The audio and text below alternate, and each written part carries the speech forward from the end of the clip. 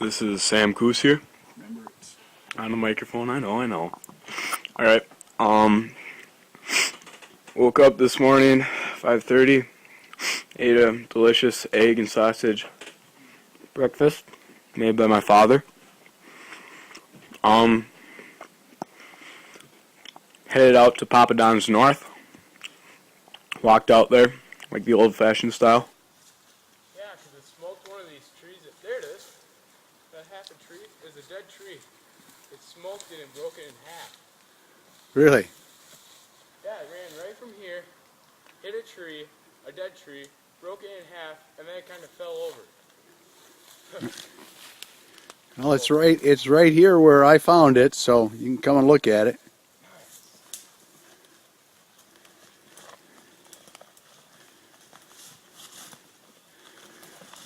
"2009, Sam Coos's very first deer." Oh, it was a spike. It looks like a doe.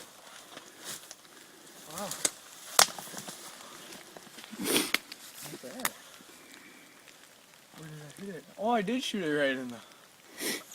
So where did it come? Just to the north of you, or? I don't know, I was playing baseball.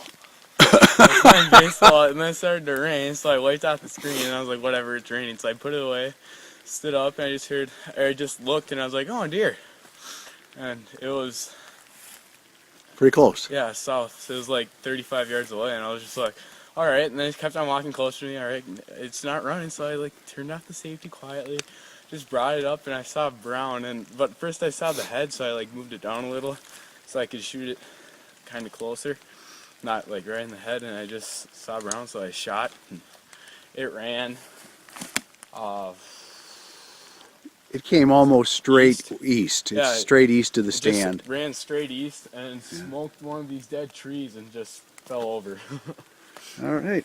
Like I saw the tree break in half. It was pretty sweet. Well, let's see you pick up the head there.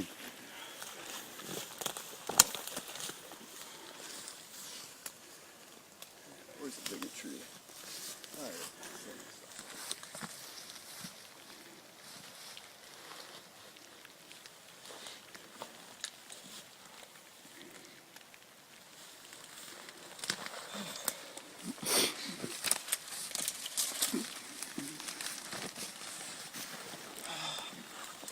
Oh, he only's got one antler. Yeah, he's Slippery one. pretty good size. Pretty good sized deer. Here we'll get a photo also. This has been video up. Got out there, sat down, and didn't see anything. Didn't hear anything. Not even a bird. It was just dead. How are we gonna get all this blood out?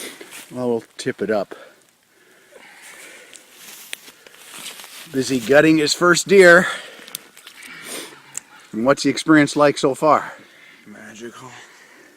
I don't know. It smells like crap. That's what it is down there. Okay, now you want to, right through the middle, you're going to want to break through the pelvic to clean out the rear end. So you're going to use your saw, but dig down as deep as you can down there and clean it out. I'll pick them up here and we'll drain them out. All right, Sam gutting his deer. So then I fought sleep for a good hour and a half. I think I dozed off a few times. It's alright. And then about 8 o'clock comes around. Hadn't seen anything, so I was just like, what the heck? I'll play baseball on my iPhone. So I'd thrown about 2 9-inning games. And then some rain started to come around 8:40ish, and I was like, well, maybe it'll stop. So I kept on played another game or so. Then it came down harder around 9:50 or 8:50. 8:50, and I was just like, all right, this is ridiculous. My phone's getting wet. Let's just put it away. So I put it away, grabbed my gun just for giggles, stood up and looked through the scope. It was a little wet, so I wiped the front end of it, and it was a little foggy around 9:52ish. So I was just like, all right, whatever. So I was looking north and northeast because that's where Dad had shot the deer. Correct? Did you shoot it northeast or? Yep. So I was looking that way and didn't see anything. So I couldn't hear anything. It was raining hard enough that all you would hear is rain hitting leaves the entire time. So then I turned 180 degrees around, and 35 yards in front of me is a deer. And I was just like, holy shit. It's a deer. I better shoot it this time. So I was like, alright, remember the precautions, raise up your gun, put your scope on it, take off the safety, and bang. And I did pretty much exactly that. And it ran. It ran dead, let's see, dead east. It ran east for about 15 yards, smoked a tree, and fell over. So, how you feeling the day after? Fine. Glad the bear didn't eat it. So is this deer smaller or bigger than the last one you shot? And the other 6 I shot. Actually, it would be the one you hauled out for me last year. This one's bigger. 20 pounds or so. I'd agree. Feel it on the forearms.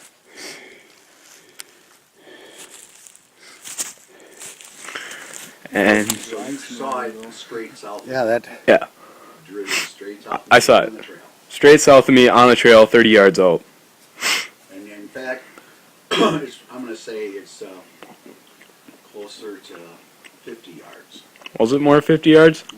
Oh, it seemed a lot closer. In fact, you can say it was right where I used to hunt, where my stand was. It's right where my dad's stand used to be.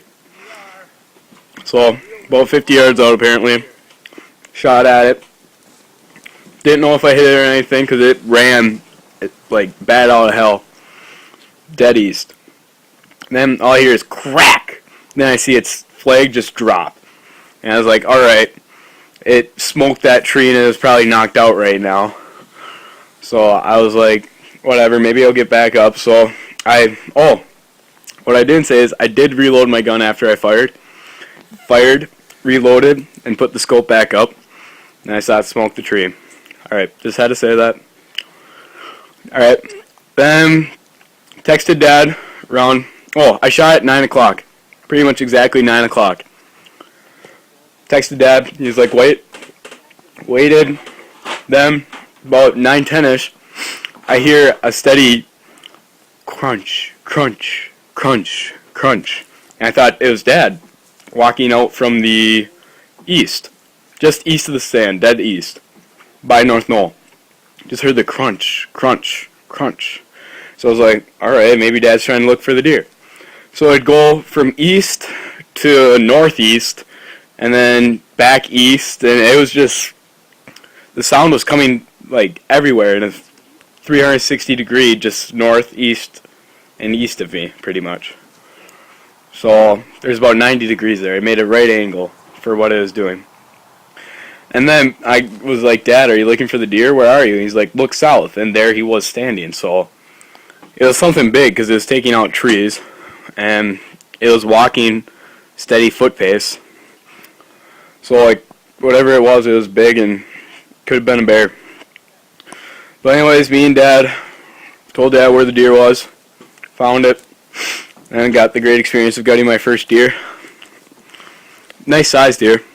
For only being a one spike buck. Nice deer. Looked like a doe when I first shot it, but that's because I really didn't see the spike. And gutted the deer, threw the guts out, hung it up, and that's pretty much. Talk about how you were texting during the morning with your buddies. Oh, yeah. So when I get out there, I just update people pretty much. I tell them, got to the stand. It's raining. I just text 8 of my different friends. This morning, communing with Mitchell Mueller, Aaron Gerger, Mary Dingman, Hannah Schroden, Tyler Rausch, Nate Hesse, and Lucas Worm both hunt in Sandstone, a few miles away from us. I was texting them too. And yeah, Jackson Benda, Tanner Rostein, Joey Schlingen. I was texting all of them, just sending them updates with my iPhone. And then, like, I stopped texting for a moment, and then I shot at a deer. Next 2 minutes, got 20 text messages. What was it? Did you hit it? You find it? And then I had to tell everyone, waiting for my dad, and I'll go find it. Then Mitchell Mueller, smart ass he is, he's just like, update please, update, and God bless his heart, but wish he would have just stopped sending update, but yeah. And then, so I texted everyone, got a 1 point spike buck, and everyone was just like, WTF, what the hell, what is that? And I can't send picture mail for some reason, don't got enough bandwidth, but yeah, I got a congrats from Hannah, because she wants me to go with her to Thanksgiving next weekend, and I told her if I shot a deer, I'd be able to come, so yeah, that's pretty much my morning there. Lots of fun. Hopefully we can get another deer to fill Dad's tank, or maybe get whatever was that crunch out there. Over and out. It's burning. All right, we're outside here, and in the middle of just a phenomenal sky of stars. Samuel has been busy building a phenomenal fire for the second night in a row. Tonight he'll tell us the story of how he started this fire differently from last night, and so here he's going to share with you his afternoon experience. Hey, this is Sam Coos. Starting with the fire. Tonight I went with the old school method and started with a bunch of paper in the middle. Then I took some small kindling that I found that was dead and dry, put on top of the paper. Then I put thicker logs in I built it like a teepee on top of it, and I just kept on building thicker and thicker logs until I just started it up. Burned well. And then Ryan took some what we call Boy Scout juice, which is pretty much lighter fluid, threw on top, got it really burning. Then we just stuffed in birch bark and stuff like that, and grass that Jeremy told me about. Stuffed that in there and got it going, threw on some bigger logs, and we got a nice fire going. So, but now it looks like the guys are headed in, so I'm going to stop working on that. And then about today, the hunt, or tonight I should say. Tonight I was supposed to go to Papa Don's North, but for some reason I didn't, and I went past it and went to North Knoll. And got there, didn't see anything for the first 2 hours. Then in the middle shooting lane I saw a flag, but the deer didn't even go over the brush, so it was a small deer. Just saw the flag and then it scampered off. I could hear it pouncing through to it would be going to the east, my bad. Went to the east. Then about 30 minutes later, I just heard 5 shots to the northeast of me, and it was loud and close and scared the shit out of me. So that woke me up from my almost nap that I took. Then about 20 minutes later, after those shots, I just heard a ka-kunk, ka-kunk, ka-kunk, and then it just stopped. And I just heard a little rustle of the weeds and everything, and I assumed something bedded down. So I was just thinking, maybe it's a deer, and maybe it's just tired of running. So I waited for about 10 minutes, then I heard Grandpa yelling from Papa Don's North, "Sam, you out there? Sam?"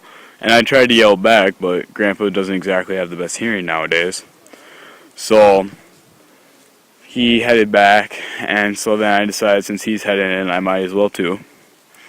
So got on the 4-track and just pretty much went straight to Papa Don's North, got there, and it was dark enough that I could not see where the trail was going. So I looked around, and I didn't find the trail at all. So I used the advice that my father was always giving me and just looked at my compass and went west. And dead west is a swamp. So I decided, well, what the hell? Might as well have some fun while I'm out here. I guess can't shoot a deer, might as well have fun on the 4-track. Got on the very back of the machine and gunned it, and pretty much water surfed on 2 wheels all across and just did a nice wheelie across the swamp and did some good work. Then Duggar was coming to me just because he thought I was Dwayne and he thought he needed help. But then he saw it was me and he's like, hey, I'll help you out too, I guess. So he pretty much led the plow and I just followed behind. Just kept on going on west towards the road. Then we went over every single tree in our way, and if you go back there today, you'll probably find the same trail because we just didn't stop. Then we hit another swamp right before the road. Right below the ridge, there's a nice swamp. And this one, Ryan, I, and Doug have crossed over earlier today, trying to see if we were going to drive or not, which nobody really wanted to, but so Doug went over it easy with the 6-wheeler. Then Ryan told me before to always take a different trail since I have a 4-track and it doesn't exactly have very many CCs. So I took a trail left of Doug's path, did the same wheelie trick, went all the way across and got stuck in a bunch of brush. My 2 front tires were stuck in some trees. And I was like, hey, I made it across. So Doug pulled me out of there and we got back safely. Had some wonderful chicken, and hope I get one tomorrow. Thank you. All right, this is Dwayne, and I headed up to Poulter's this morning. The weather was a drizzle, rain on, rain off, rain on, rain off. It couldn't make up its mind, and it was getting late. I was, in fact, tuning in on coming back, but have had that experience where the last 15 minutes before it's time to go in that I've had the deer come by, and sure enough on Poulter's the rain stopped, and in fact it's starting to get nice. It was getting pleasant out there, and I look to the north, and out of nowhere I see a bound white, towards me, a bounding deer, white flag, and it stops, it stops, and maybe it smelled me, who knows. But I can't see it, but I know I saw that white flag, it's there, I know it's there. And I waited for at least 5 minutes, if not 10 minutes, to see it move, and then finally I see a head. And in fact, somebody shoots close enough that, it scared me. That deer didn't move a bit. So finally I see a head, and it's just buried. So I've had lots of success in the past where you pull back and you shoot and it scares it up, and at least you got something moving, right? I shot, nothing. I see a head again. I shot, nothing. Finally, the third shot, it does a bound, but again, buries itself behind brush. So in the end, I shoot 5 shots, and in the end, it just dallies off up north, and I got nothing. But excitement to talk about, right? There's the story of deer hunters, It isn't magic. You don't get them every time. And so I'll be back again next weekend. Stick around if you would, guys. We're going. And it is Friday, November 6th, 2009. We are headed to the Sand River Hilton 5. Something extraordinary this time. Samuel is driving. He's turned 15, has his permit, so I'm sitting comfortably in the passenger side while he's doing a very, very good job of driving us to the hunting shack. Quick note from last year. I thought I had recorded the message, but it doesn't appear to be so, and that is that the opening evening as I was loading my gun, I used a technique that in fact I've used ever since, as I recall, Dawn taught me, and that is where you pull back on the receiver, you slide the shell in, and then you let it slam so that you make sure that you have that shell for shooting, that the one is good. And what happened was that while I did that, fortunately I had the gun pointing towards the ground, but this was in the trailer, and when I let go, the shell went off, and it ended up going off, ejecting, and flying and actually hitting me right in the eye, the ejecting shell. And needless to say, was a big loud boom scare for everybody. And from this time on, you will see me put a single shell in my cartridge. I'll pop that in, I'll pull back and let that fly in from the cartridge. I'll pull the cartridge out, I'll see that the shell is no longer there, then obviously it's in the chamber. I'll refill the cartridge with 4 more shells, a total of 4, right, Ryan? And then I will be ready for hunting either that next day or whatever the case may be. So a little safety lesson to convey to generations to come in loading your gun.